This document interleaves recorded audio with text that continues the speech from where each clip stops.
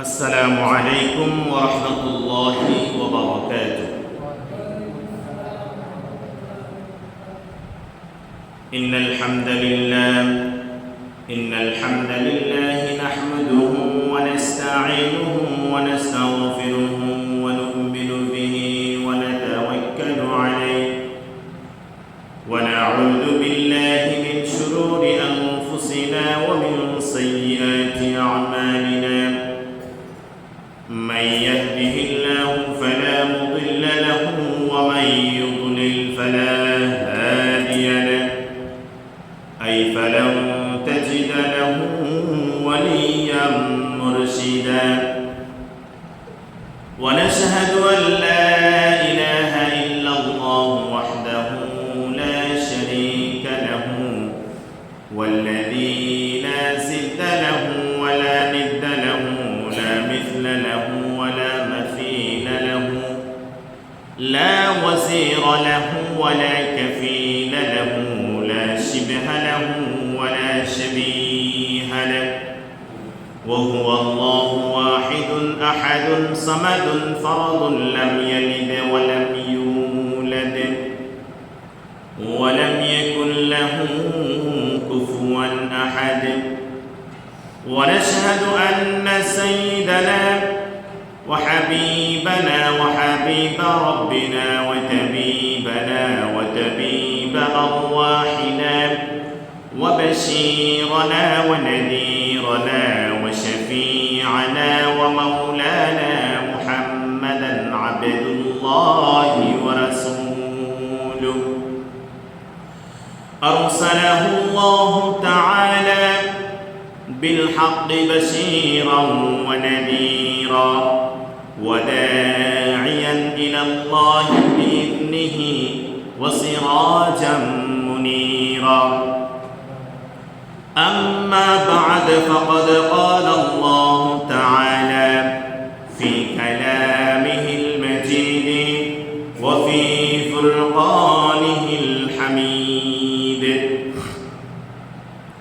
أعوذ بالله من الشيطان الرجيم ببركة بسم الله الرحمن الرحيم.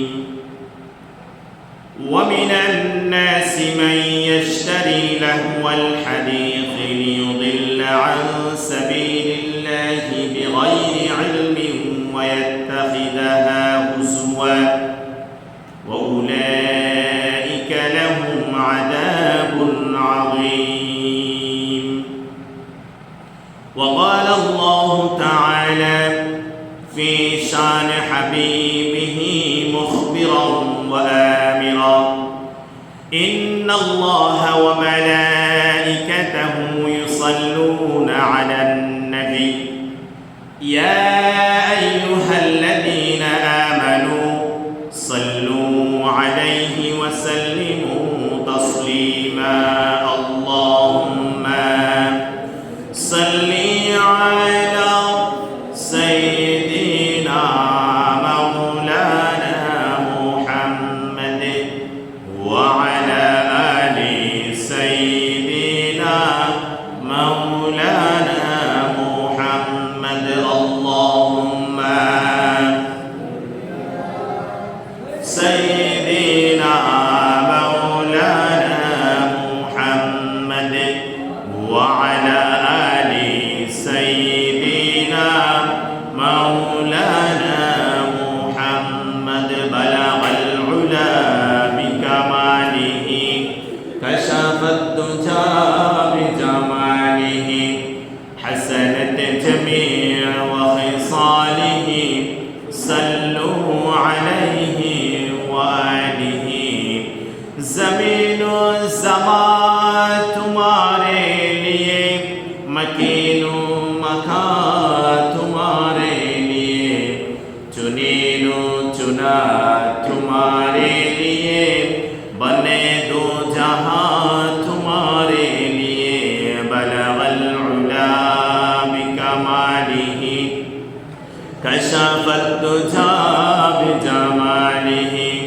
حسنت جميع وخصاله صلوا عليه وآله قل سبحان الله والحمد لله لا إله إلا الله سبحان الله والحمد لله لا إله إلا الله لا إله إلا الله لا إله إلا الله لا إله إلا الله محمد رسول الله সকল বলি সাল্লাল্লাহু আলাইহি ওয়াসাল্লাম। আলহামদুলিল্লাহ সুম্মা আলহামদুলিল্লাহ। ঐতিহ্যবাহী বাংলাদেশের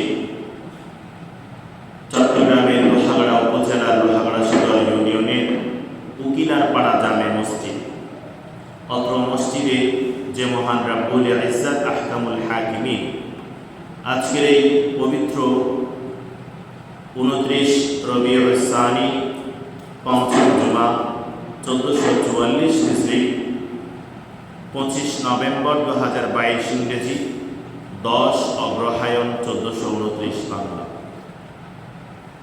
আজকের এই গুরুত্বপূর্ণ দিবসে যিনি আমাদেরকে সুন্দর রেখে সুস্থ রেখে তার নৈকট্য হাসিলের জন্যে মসজিদে আসার সুযোগ করে দিয়েছেন, সেই মহামনিবের দরবারে কৃতজ্ঞতার সুরে বুক ভরা ভালোবাসা নিয়ে শুকরিয়া আদায় করি, শুকরিয়া বাক্য আদায় করি, সকলে বলি আলহামদুলিল্লাহ। দরুদে প্রেরণ করছি বিশ্ব মানবতার মুক্তির দিশারি সৈয়দুল কওনাইন সুলতান দারাইন রহমাতুল লিল আলামিন রাসূল আরবি বিশ্বনবী হযরত মুহাম্মদুর রাসূলুল্লাহ সাল্লাল্লাহু আলাইহি ওয়াসাল্লাম। আত্মার মাগফিরাত কামনা করছি সাইয়্যিদিনা আদম আলাইহিস সালাতু ওয়াস সালাম থেকে শুরু করে ঈসা রূহুল্লাহ পর্যন্ত পরবর্তীতে যত সাহেবিন তাবেঈন তবে তাবেঈন আইম্মায়ে মুজতাহিদিন খুলাফায়ে রাশিদিন যত হাফেজ কারি মুহাদ্দিস মুফাসসির পৃথিবী থেকে বিদায় নিয়েছেন, খাস করে এই উকিলার পাড়ার চতুর্পার্শ্বের যত মুরব্বীগণ আমাদের কাছ থেকে বিদায় নিয়েছেন, তাদের জন্য জান্নাতের আলা মকাম কামনা করছি, সকলে বলি আমিন। প্রিয় উপস্থিত মুসল্লি সাহেবান, জুমার আজান হয়েছে, অনেকক্ষণ সময় হয়ে গেছে। এখনো পর্যন্ত বিশেষ করে মুরব্বী শ্রেণীর মানুষ এবং কিছু যুবক তারা ছাড়া এই বিক্ষিপ্তভাবে উকিলার পাড়ার চতুর্পার্শ্বে বিচরণরত মানুষ এখনো পর্যন্ত ইহজাগতিক কাজে ব্যস্ত রয়ে গেছে।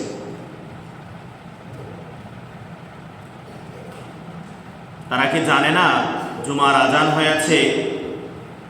আজকে অত্যন্ত গুরুত্বপূর্ণ মর্যাদাময় একটি দিবস, যে আগে আগে মসজিদে গিয়ে উপস্থিত হলে তার আলাদা একটি মর্যাদা আছে না নাই? সুতরাং আল্লাহ রাব্বুল আলামিন যারা এখনো পর্যন্ত মসজিদে আসার সুযোগ হয়নি তাদেরকে যথাসময়ে আসার তৌফিক দান করুক, সকলে বলেন আমিন। প্রিয় উপস্থিত মুসল্লি সাহেবান,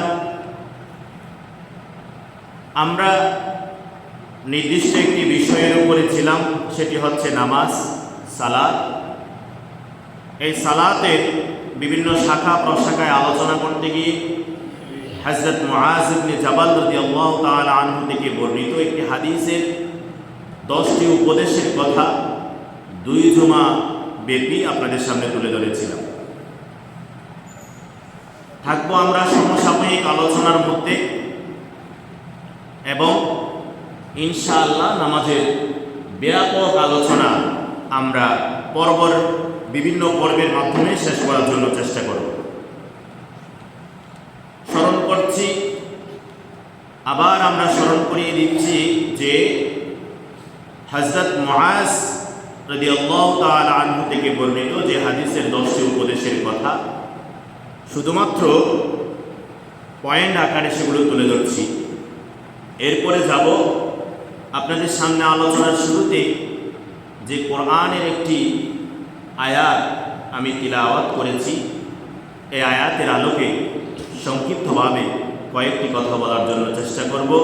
আল্লাহ রাব্বুল আলামিন আমাদেরকে যারা শুনছি এবং বলছি সবাইকে উত্তম যাজা দান করুক এবং মনোযোগ সহকারে দুটি কান, একটি হচ্ছে উপরে আমাদের জাহেরি দৃষ্টি দিয়ে দেখার কান, যে কান দিয়ে আমরা শুনি মনে হয়, সে কান দিয়ে গতানুগতিক শুনলে আমাদের মনে থাকে না। আরেকটি হচ্ছে হৃদয়ের ভিতরে কান আছে, যে কান দিয়ে শুনলে প্রতিটি কথা ওই হৃদয়ের ভিতরে সেট হয়ে থাকে, জমা হয়ে থাকে এবং আমাদের বাস্তব জীবনে সেগুলো আমরা প্রয়োগ করতে সক্ষম হই। সুতরাং সেটাই আসল শোনার কথা, যেটা হৃদয়ে দিয়ে আমরা হৃদয়ের মন দিয়ে মনের কান দিয়ে যেটা শুনি। আল্লাহ রাব্বুল আলামিন আমাদেরকে সেভাবে মনোযোগ সহকারে শোনার তৌফিক দান করুন, আমিন।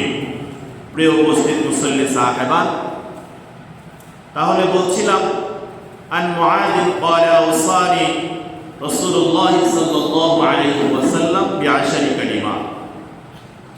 হযরত মুআয ইবনে জাবাল রাদিয়াল্লাহু তাআলা আনহু থেকে বর্ণিত, তিনি বলছেন আমি বিশ্বনবী সাল্লাল্লাহু আলাইহি ওয়াসাল্লাম থেকে 10টি উপদেশ বাণী শুনেছি, যেগুলো প্রতিটা মুসলমানদের জন্য এই উপদেশগুলো মেনে চলা যথাযথ কর্তব্য। মেনে চললে পরেই তার জীবনে সফলতা অনুভব করতে পারবে। সেগুলো কি? قال لا تشرك بالله شيئا وإن قتلت وحرقت।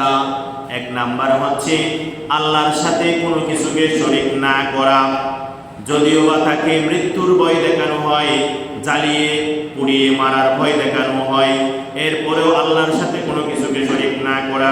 দ্বিতীয় নাম্বার হচ্ছে ওয়ালা তাউক্কান্না ওয়ালিদাইকা, মাতা পিতার অবাধ্য না হওয়া। ওয়াইন আমারাকা ইন তাখরুজা আহলিকা ওয়া মালিকা, যদিও বা মাতা পিতা তাকে নির্দেশ দেয় তাকে বাড়ি থেকে পরিবার ছেড়ে বের হয়ে যাওয়ার জন্য, মাল সম্পদ থেকেও যদি তাকে বঞ্চিত করা হয়, এরপরেও মাতা পিতার অবাধ্য হওয়া যাবে না। তৃতীয় নাম্বার হচ্ছে যেটার ব্যাপারে আমরা সবাই সব সময় গাফিলের মধ্যে থাকি, সব সময় যে ব্যাপারে আমরা পিছিয়ে, ওয়ালা তাতরুকান্না সলাতা মাকতুবাতান, ইচ্ছাকৃতভাবে তোমরা নামাজ ছেড়ে দিও না।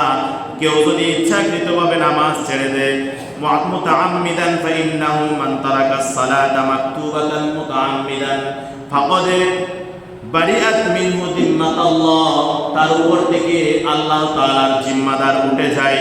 সুতরাং কেউ যদি ইচ্ছাকৃতভাবে নামাজ ছেড়ে দেয়, তার উপর থেকে আল্লাহর জিম্মাদার উঠে যাবে, তার উপর সমস্ত আযাব গজব সব ধরনের কষ্টের মধ্যে সে পতিত হবে।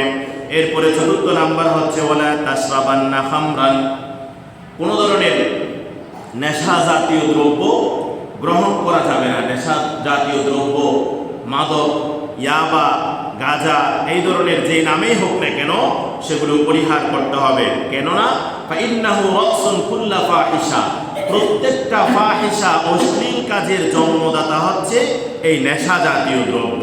পঞ্চম নাম্বার হচ্ছে ওয়া ইয়াকা ওয়াল মাসিয়াতি, সব ধরনের গুনাহ থেকে বেঁচে থাকতে হবে। কেননা এই গুনাহ আল্লাহ তাআলাকে গুসার মধ্যে, রাগান্বিতের মধ্যে, ক্রোধের মধ্যে ফেলে দেয়। আল্লাহর রাগ উঠে যায়। বিল মাসিয়াতি হাল্লা সাফাতাল্লাহি আযজা ওয়া জাল্লা, বান্দা যখন কোনো একটা গুনাহ করে তখন আল্লাহ তাআলা ওই বান্দার উপরে রাগান্বিত হয়ে যায়, ক্রোধান্বিত হয়ে যায়। সুতরাং গুনাহ থেকে বেঁচে থাকতে হবে। ষষ্ঠ নাম্বার হচ্ছে ওয়া ইয়াকা ওয়াল ফিরারা মিনাজ যাহফি, যুদ্ধের ময়দান থেকে পলায়ন করা যাবে না।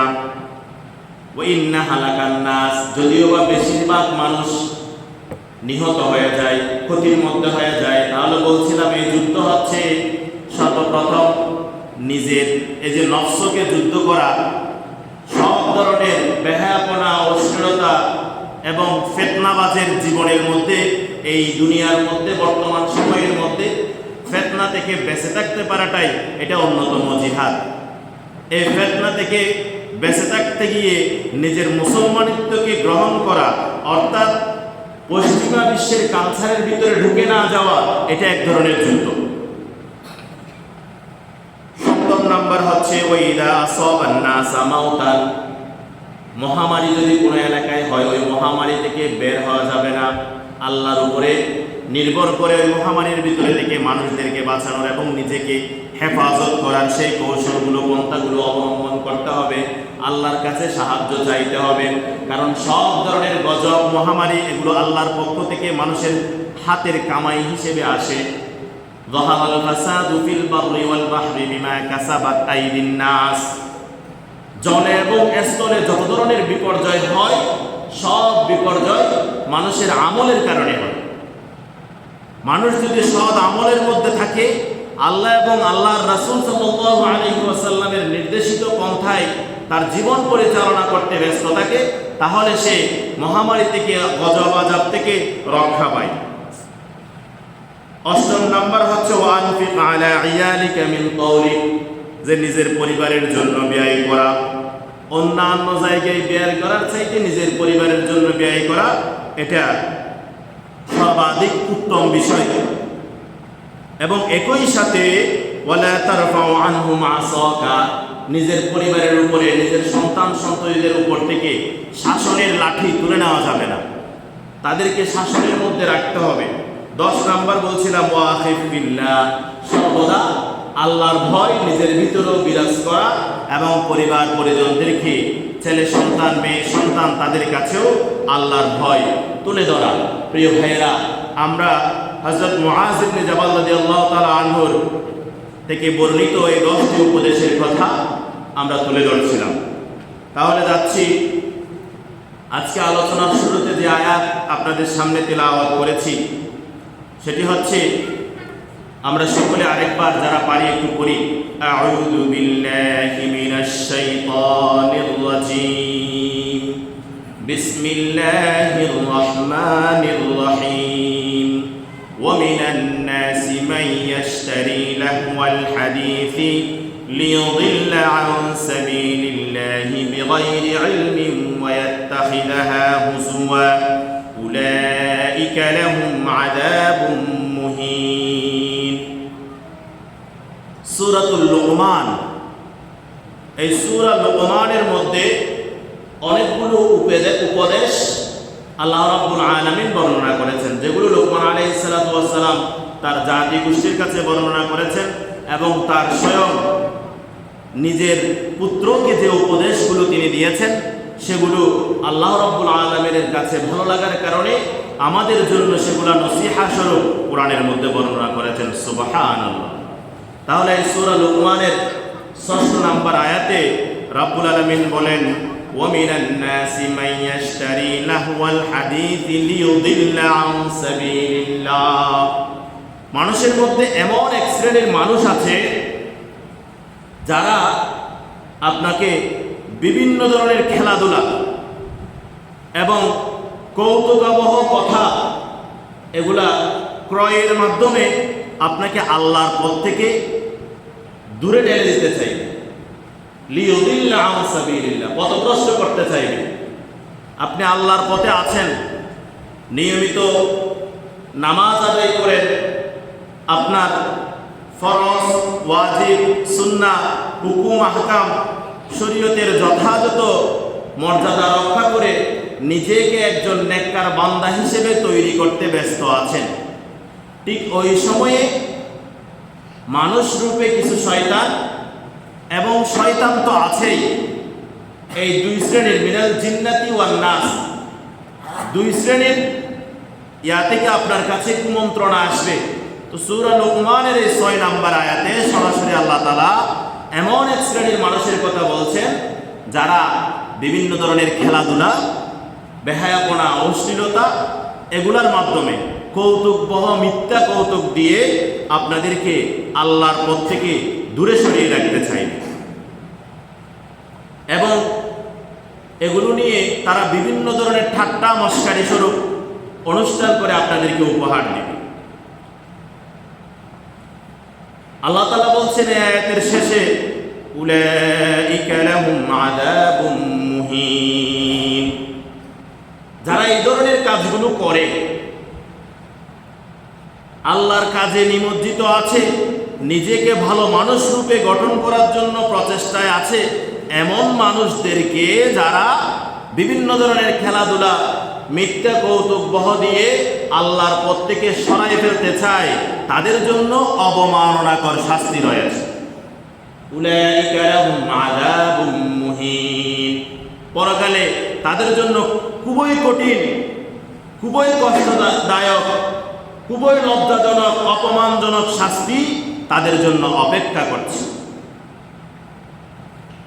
আজকে দেখুন, আমরা মুসলমান পরিবারে জন্মগ্রহণ করেছি, নিজেকে মুসলমান পরিচয় দিচ্ছি, কিন্তু আমরা আমাদের জীবনে মডেল হিসেবে তাদেরকে ব্যবহার করতে চাই। যুবক ভাইয়েরা আছে, ইহুদি খ্রিস্টান পশ্চিমা কালচারকে যারা লালন করে তাদের জীবন ধারণ করছে, তাদেরকে ওই ধরনের ইহুদি খ্রিস্টানদের মডেলদেরকে আজকে মুসলমানদের যুবক ভাইয়েরা মডেল হিসেবে নিচ্ছে, ঠিক কিনা? সুতরাং যারা একমাত্র বিশ্বনবী সাল্লাল্লাহু আলাইহি ওয়াসাল্লামকে নিজের জীবনে মডেল হিসেবে রাখতে পারবে, সেই ব্যক্তির জীবনে সফলতা আছে। নিজেকে মুসলমান পরিচয় দিয়ে বিশ্বনবীর আদর্শ তার বাস্তব জীবনের মধ্যে কায়েম করতে পারল না। বিশ্বনবীকে হযরত মুহাম্মদুর রাসূলুল্লাহ সাল্লাল্লাহু আলাইহি ওয়াসাল্লামকে তার জীবনের অনুসরণ অনুকরণের মধ্যে রাখতে পারল না, তার মতো হতভাগা দুর্ভাগা এ পৃথিবীতে আর থাকতে পারে না। সুতরাং প্রিয় যুবক ভাইয়েরা, আল্লাহ তাআলা কোরআন কারীমের মধ্যে এই জন্য বলছেন, ইয়া আইয়ুহাল্লাযীনা আমানুত্তাকুল্লাহ, ও ঈমানদাররা তোমরা আল্লাহকে ভয় করো, হাক্কা তুকাতিহি, যেভাবে ভয় করা দরকার। ওয়ালা তামুতুন্না, তোমরা মৃত্যুবরণ করিও না, ইল্লা ওয়া আনতুম মুসলিমুন, মুসলমান না হওয়া ছাড়া। এক শ্রেণীর মানুষে যখন আমরা মানুষের বাস্তব জীবন পরিচালনার ক্ষেত্রে সর্ববিষয়ে কোরআন এবং হাদিসের রেফারেন্স দিয়ে ইসলামী উদ্ধৃতিগুলো তুলে ধরতে আমরা চেষ্টা করি, তখন এক শ্রেণীর মানুষ বলে যে হুজুর সব জায়গায় ইসলামকে কেন টেনে নিয়ে আসেন, সব জায়গায় কেন ধর্মের কথা বলেন, সব জায়গায় কেন ইসলামের কথা বলেন। এই কথা শুধু তারাই বলতে পারে যারা ইসলামকে বিশ্বাস করে না, আল্লাহকে বিশ্বাস করে না, রাসূলকে বিশ্বাস করে না। বেদিন, কাফের, মুশরিক, ইহুদি, খ্রিস্টান, তঞ্চঙ্গা, মারমা, ত্রিপুরা, চাকমা, অন্যান্য জাতিগোষ্ঠী মুসলমান যারা আছে, শুধু তারাই বলতে পারে যে প্রতিটা কাজে কেন ইসলামকে টেনে নিয়ে আসে। আর যদি মুসলমান পরিবারে জন্মগ্রহণ করেছেন, নিজেকে মুসলমান হিসেবে দাবি করেন, পরকালীন সময়ে জান্নাত এবং জাহান্নামকে বিশ্বাস করে জান্নাতের অধিবাসী হওয়ার জন্যে আপনার মনের ভিতরে আকাঙ্ক্ষা থাকে, এই প্রত্যাশা থাকে, তাহলে আপনি কখনো আপনার এই বাস্তব জীবন পরিচালনা করতে গিয়ে কোনো ক্ষেত্রে ইসলামকে বাদ দিতে পারেন না, ঠিক কিনা?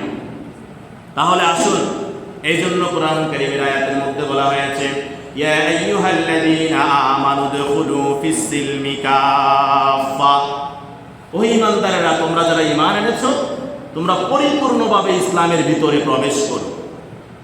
যে অংশটুকু তোমার কাছে সহজ সেটা তুমি মানবা, যেটা তোমার জন্য কঠিন হয়ে দাঁড়ায় সেটা তুমি ছেড়ে দেবে না, এরকম হতে পারে না। আল্লাহ তাআলার নিষেধকৃত যত বিষয় আছে, শরিয়া সমর্থন ছাড়া যে বিষয়গুলো আছে, সেটা যতই সুস্বাদু হোক না কেন, যতই চাকচিক্যতা থাকুক না কেন, যতই লোভনীয় থাকুক না কেন, নিজেকে যদি ইমানদার দাবি করেন, নিজেকে যদি মুসলমান দাবি করেন, তাহলে সে বিষয়গুলো অবশ্যই অবশ্যই আপনাকে আমাকে, যত মুসলমান পরিচয় দাবিদার আছে, ইমানদার দাবিদার আছে, সবাইকে পরিহার করতে হবে, ঠিক কিনা?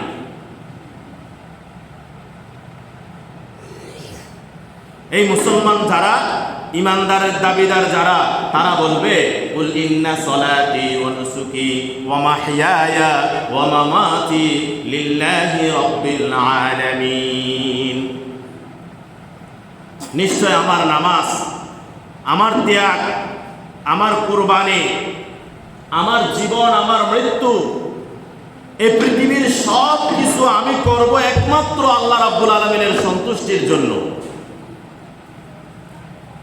এরকম দৃঢ় পদক্ষেপ নিয়ে যে জীবন পরিচালনা করবে, সমস্ত নিষেধ বিষয়গুলো ফেলে দিবে এবং আল্লাহ তাআলার হুকুম আদেশগুলো মেনে চলার জন্য সর্বোচ্চ চেষ্টা করবে, সেই ব্যক্তি নিজেকে মুমিন এবং মুসলমান দাবি করতে পারে। যারা মুমিন, ওয়াল্লাযীনা হুম আনিল লাগবি মুরিদুন, তারা অনর্থক কাজ করে না, তারা অনর্থক সময় নষ্ট করে না, তারা অনর্থক কথা বলে না। যে কথা দ্বারা, যে কাজের দ্বারা, যে সময়ের দ্বারা ইহজাগতিক এবং পরজাগতিক কোনো ধরনের কল্যাণ সাধিত হয় না, তাহলে মুমিনরা, মুসলমানরা এই ধরনের কাজ করতে পারে না। ওয়াল্লাযীনা হুম আনিল লাগবি মুরিদুন। দেখুন, আপনি যদি আজকে যাচাই করেন, এই সমাজের মধ্যে এমনও আছে যে ইহুদি খ্রিস্টানদের তাদের সেই কালচারগুলো তাদের অন্তরে লালন করে ব্রাজিলের মতো, আর্জেন্টিনার মতো, এরকম বিশ্বকাপ ফুটবলের মতো একটা, যেটার মধ্যে বেহায়াপনা, অশ্লীলতা, সব ইসলামিক অনৈতিক কাজ আছে, এই ধরনের কাজগুলো তাদের অন্তরে লালন করে। এরকমও আমাদের সমাজের মধ্যে মুসলমানের যুবকেরা আছে না নাই?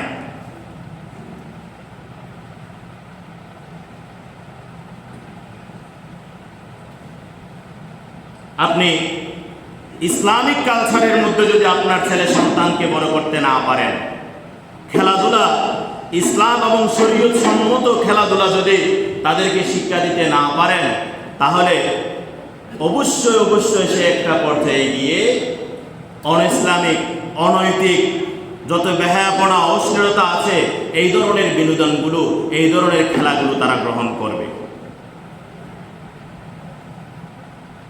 ইসলাম সমর্থন করেছে এরকম কতগুলো খেলা আছে, যেগুলোর মধ্যে 3টি শর্ত থাকতে হবে। এই শর্তগুলো পাওয়া গেলে ওই খেলাগুলো জায়েজ, এবং ওই শর্তগুলোর কোনো একটা গ্যাপ যাইলে অথবা শরীয়ত লঙ্ঘন হলে সরাসরি ওই খেলা না জায়েজ। 1 নাম্বার, শারীরিক উপকার থাকতে হবে। খেলার মধ্যে 1 নাম্বার শর্ত হচ্ছে যে খেলার শারীরিক ব্যায়াম, শারীরিক উপকার নাই, ওই খেলা, অর্থাৎ দাবা খেলা, লুডো খেলা, জোয়া খেলা, এই ধরনের শারীরিক উপকারের চাইতে ক্ষতি বেশি, এই ধরনের যে খেলাগুলো আছে সেগুলো কখনো ইসলাম সমর্থন করে না। মুসলিম শরীফের হাদিস শরীফের মধ্যে আছে, শারীরিক সক্ষমতার জন্য যে খেলাধুলা করা জায়েজ আছে। আল মুমিনু মিনাল কুওয়াতি খায়রুন ওয়া হাব্বু ইলাল্লাহ মিনাল মুমিনিদ দাঈফ।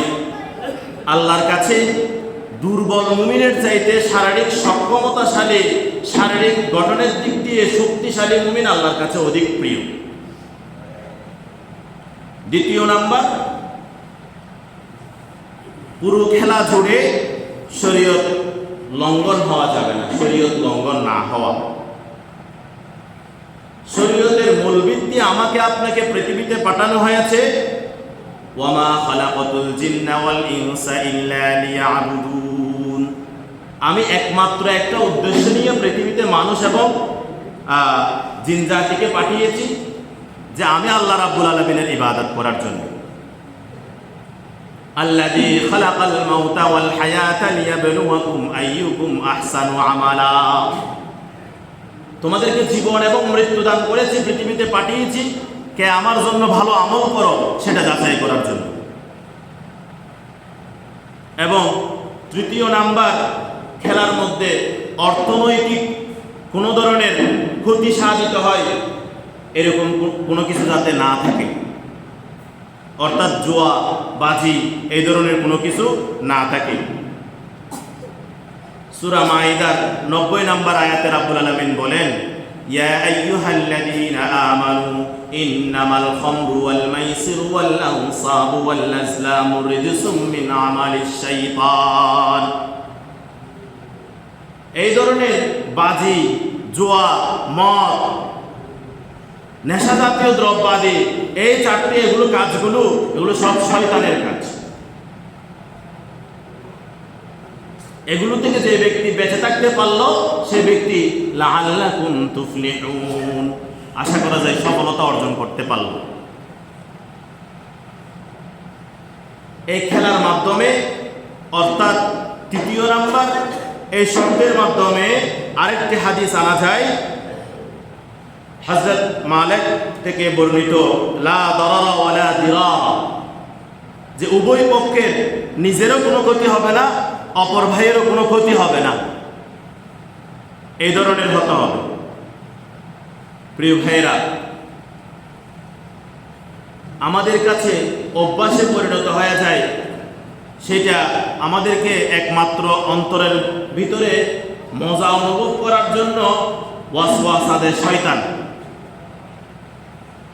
সাহাবায়ে কেরাম রাদিয়াল্লাহু তাআলা তারা ইসলামের কোনো সুস্পষ্ট বিধান পাওয়ার পরে যুগ যুগ ধরে পালন করা আসা বিষয়কে হঠাৎ আল্লাহ তাআলার ভালোবাসা, বিশ্বনবীর ভালোবাসা, পরকালীন জবাবদিহিতা, জাহান্নামের ভয়, জান্নাতের আশা, এগুলোকে খেয়াল করে সাথে সাথে বাদ দিয়ে ফেলেছে। এবার আমি আপনি তো মুসলমান পরিবারে জন্মগ্রহণ করেছি। ছোটকাল থেকে যদি আমি ইসলামিক কালচারে উদ্বুদ্ধ না হয়, ইসলামিক নিয়ম নীতিগুলো না মেনে চলি, তাহলে বড় হয়ে তো অবশ্যই আপনি অভ্যস্ত হয়ে গেলে সেটা ছেড়ে দিতে এমনিও পারবেন না। বুঝতে হবে না আপনার ঈমানের দুর্বলতা রয়েছে। আপনি মুসলমান হিসেবে নিজে যে পরিচয় দেন, এই মুসলমানের পরিচয়ের মধ্যে আপনার দুর্বলতা রয়েছে। সুতরাং জায়েজ যে খেলাগুলো আছে সেগুলোর মধ্যেও আমাদেরকে 6টি বিষয় লক্ষ্য করতে হবে। 1 নাম্বার, সময়ের খুবই সংক্ষিপ্ততা। তারপরেও আমি শুধুমাত্র পয়েন্ট আকারে বলি, ধর্ম পালনে উদাসীনতা হওয়া যাবে না। খেলা করতে গিয়ে যে জায়েজ খেলাগুলো আছে সেগুলোর ক্ষেত্রেও ধর্ম পালনে উদাসীনতা হওয়া যাবে না। খেলার সময় আপনি খেলতেছেন, নামাজের সময় চলে যাচ্ছে, এটা ধর্ম পালনে উদাসীনতা। আপনি নামাজ আদায় করেন নাই, এবং যত ধরনের ধর্মীয় রীতিনীতিগুলো আছে আপনি শয়তানি ওয়াসওয়াসায় পড়ে এগুলোর বাইরে চলে গিয়েছেন, তাহলে এই খেলা আপনার জন্য জায়েজ হবে না। এই যে শুরুতে যে আয়াত তেলাওয়াত করেছি এটার মধ্যে পড়ে যাবেন, সূরা লুকমানের 6 নম্বর আয়াত, ওয়ামিনান নাসি মান ইয়াশতারি লাহওয়াল হাদিসি লিয়ুদিল্লা আন সাবিলিল্লাহ। আল্লাহর পথ থেকে সরাই ফেলতে পারা, ধর্ম থেকে দূরে নিয়ে যেতে পারা, ধর্মের প্রতি উদাসীন মনোভাব নিয়ে আসতে পারা, এই খেলা আপনার জন্য হারাম। 2 নাম্বার, শরীয়তের মহৎ লক্ষ্যের প্রতি খেয়াল রাখতে হবে।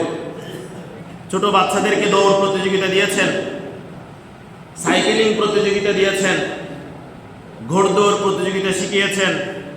এই ধরনের ইসলামিক সমর্থিত যে খেলাগুলো আছে সেগুলোর ক্ষেত্রেও কি রাখতে হবে, যে মহৎ উদ্দেশ্যের প্রতি লক্ষ্য রাখতে হবে। ইন্নামাল আমালু বিন্নিয়াত, এই উদ্দেশ্য, এই সঠিক নিয়তে আপনাকে সঠিকভাবে ইসলামিক কালচার অনুসরণ করার সুযোগ করে দিতে পারে। 3 নাম্বার, জায়েজ খেলার মধ্যে 3 নাম্বার শর্ত হচ্ছে সতর আবৃত থাকতে হবে। যৌন সুরসুরিদায়ক না হয় এমন ব্যবস্থা করতে হবে। নারী পুরুষ একই সাথে কোনো খেলায় যুক্ত হওয়া যাবে না, অথবা প্রাপ্তবয়স্ক নারী পর্দার বাইরে এসে অন ইসলামিক যেগুলো পশ্চিমা কালচারের সাথে মিলে যায়, এমন খেলায় তাদেরকে উদ্বুদ্ধ করা যাবে না, সে যদি মুসলমান পরিবারের ছেলে মেয়ে হয়ে থাকে। বিশ্বনবী বলেছেন, লা তাকশিফ ফাখিদাকা ওয়ালা তানদুর ইলা ফাখিদাকা হাইয়িন ওয়ালা মাইয়িতিন। এই সফর নাভি থেকে হাঁটু পর্যন্ত উরু, জীবিত অবস্থায় দেখা হারাম, মৃত অবস্থায় দেখা হারাম। নিজের উরুর দিকেও দৃষ্টি দিবেন না, আরেকজনের উরুর দিকেও দৃষ্টি দিবেন না, রানের দিকে। এখন সমাজের মধ্যে যে খেলা প্রচলিত আছে, বিশেষ করে যে খেলাগুলো আছে সেগুলো নাভি থেকে হাঁটু পর্যন্ত, এটা আপনারা চিন্তা করে দেখতে পারেন কয়জনে আবৃত রাখে। 4 নাম্বার, জীবনের জন্য ঝুঁকি না হওয়া এমন খেলা হতে হবে যে খেলার কারণে মৃত্যুবরণ করে মাথা ফেটে যায়, নাক ফেটে যায়, বিভিন্ন ধরনের কঠিন আঘাত প্রাপ্ত হয়। এই ধরনের খেলা ইসলাম সমর্থন করে না। ওয়ালা তুলকু বিআইদিকুম ইলা তাহলুকা, সূরা বাকারার 195 নম্বর আয়াতে বলছেন যে তোমরা নিজেদেরকে নিজেরাই ধ্বংসের মুখে ফেলে দিও না। 5 নাম্বার হচ্ছে এই খেলার মাধ্যমে যাতে হারাম উপার্জন না হয়, হারাম উপার্জন থেকে মুক্ত হওয়া। 6 নাম্বার হচ্ছে জয় পরাজয়ে শত্রুতা না থাকা। তাহলে শুধুমাত্র পয়েন্ট ভিত্তিক এই বিষয়গুলো আমরা মনে রাখি যে জায়েজ খেলাগুলো আছে সেগুলোর জন্য এই 6টি শর্ত থাকতে হবে। 1 নাম্বার, ধর্ম পালনের উদাসীনতা না হওয়া। 2 নাম্বার, শরীয়তের প্রতি মহৎ লক্ষ্য রেখে খেলাধুলা করার জন্য উদ্বুদ্ধ করা। 3 নাম্বার, সফর আবৃত রাখা এবং যৌন সুরসুরিদায়ক কোনো ধরনের এই ধরনের না হওয়া। 4 নাম্বার, জীবনের ঝুঁকি না নেওয়া এবং 5 নাম্বার, হারাম উপার্জন মুক্ত হওয়া।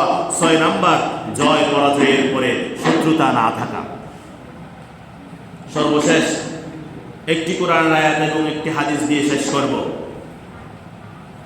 মুহাম্মাদুর রাসূলুল্লাহ ওয়াল্লাযীনা মাআহু আশিদ্দাউ আলাল কুফফার রুহামাউ বাইনাহুম।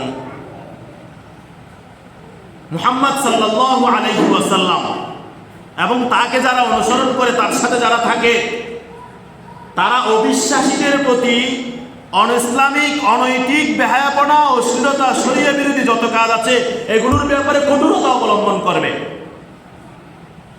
রুহামাউ বাইনাহুম, তারা মুসলমানদের ভিতরে ভালোবাসা, আত্মীয়তা, ইত্তেফাক, ইত্তেহাদ, মুহাব্বত এগুলো থাকবে। কোনো অমুসলিমের সাথে, কোনো খ্রিস্টানের সাথে, কোনো ইহুদির সাথে, তাদের সাথে মুসলমানদের সাথে বন্ধুত্ব হতে পারে না। হাদিস শরীফ, মান আহাব্বা লিল্লাহ ওয়া আবগাদা লিল্লাহ ওয়া মানাআ লিল্লাহ ওয়া আতা লিল্লাহ ফাকাদ ইসতাকমালাল ঈমান। আপনি কাউকে ভালোবাসবেন, মডেল হিসেবে নেবেন, সমর্থন করবেন, কার জন্য? আল্লাহর জন্য। কাউকে ফেলে দিবেন, বাদ দিবেন, অনুসরণ করবেন না, ঘৃণা করবেন, সেটাও কার জন্য? আল্লাহর জন্য। কাউকে কেন একটা কিছু দান করবেন, উপহার দিবেন, সেটাও আল্লাহর জন্য। এই দেওয়া থেকে বিরত থাকবেন, সেটাও আল্লাহর জন্য।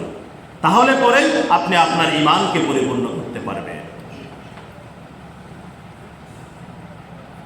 মসজিদে এসে 5 ওয়াক্ত নামাজ পড়ার সুযোগ পায় না, বসে বসে 90 মিনিট সময় নষ্ট করার সুযোগ পায়, এটা কোন ধরনের ইমানদার, কোন ধরনের মুসলমান? নিজেকে কোন ধরনের মুসলমান পরিবারের সন্তান হিসেবে দাবি করো? তোমরা কি ভুলে গিয়েছো? ওহে যুবক ভাইয়েরা, যারা মুসলমান দাবি করো, ইমানদার দাবি করো, তোমাদের নির্দিষ্ট জীবনের হিসাব দিতে হবে। ইকরা কিতাবাক কাফা বিনাফসিকা আল-ইয়াওমা আলাইকা হাসিবা। কাল কিয়ামতের ময়দানে তোমাকে একটা কিতাব ধরিয়ে দেওয়া হবে। এই কিতাব তোমার জন্য তুমি নিজে পড়ে হিসাব দিতে যথেষ্ট হবে। সুতরাং নিজের ভিতরে আল্লাহর ভয় লালন করে, পরকালীন জবাবদিহিতাকে লালন করে আমাদের জীবন পরিচালনা করতে হবে। কার মুহাব্বত, কার ভালোবাসা, কার সাপোর্টার হয়ে আমি কবরের মধ্যে যাচ্ছি? প্রিয় ভাইয়েরা আমার, নিজের জীবনের একটি ডায়েরি করুন, একটি পরিকল্পনা করুন। আপনি কতটুকু অংশ আপনি মুসলমান হিসেবে, ইমানদার হিসেবে আল্লাহর হুকুম আহকাম আপনি পালন করতে পেরেছেন, আপনি লিখে লিখে হিসাব করুন।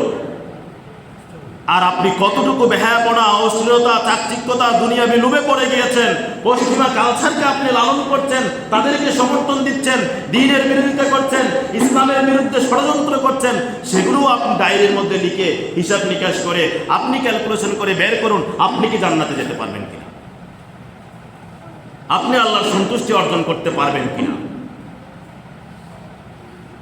সুতরাং প্রিয় ভাইয়েরা আমার, সময় থাকতে, আপনার শক্তি থাকতে, সামর্থ্য থাকতে, জীবন থাকতে, যৌবন থাকতে আল্লাহকে সন্তুষ্ট করার জন্য চেষ্টা করুন। নিজেকে ভালো মানের ইমানদার, ভালো মানের মুসলমান হিসেবে তৈরি করার জন্য আপনি প্রস্তুত হন। আল্লাহ রাব্বুল আলামিন আমাদেরকে কুরআন এবং হাদিসের প্রতিটি বিষয় পুঙ্খানুপুঙ্খভাবে বুঝে বিশ্লেষণ করে নিজের জীবনে বাস্তবায়ন করার তৌফিক দান করুক। সকলে বলেন আমিন। ওয়া মা তৌফিক ইল্লা বিল্লাহ। আসসালামু আলাইকুম ওয়া রাহমাতুল্লাহ।